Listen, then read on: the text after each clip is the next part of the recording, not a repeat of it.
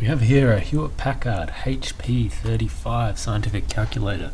Remarkable piece of technological history. This is the first scientific calculator ever produced.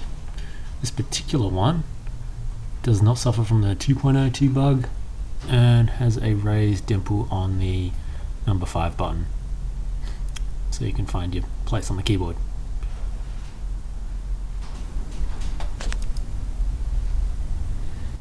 Overall, it seems to be in pretty good condition.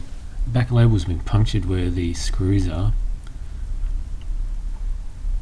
Battery lid is in good condition, works well. No batteries included. This is a model number series 1230A, which reflects back to the particular batch that this was made as.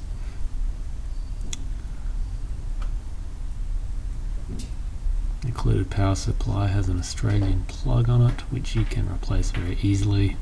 It's just a figure 8 socket.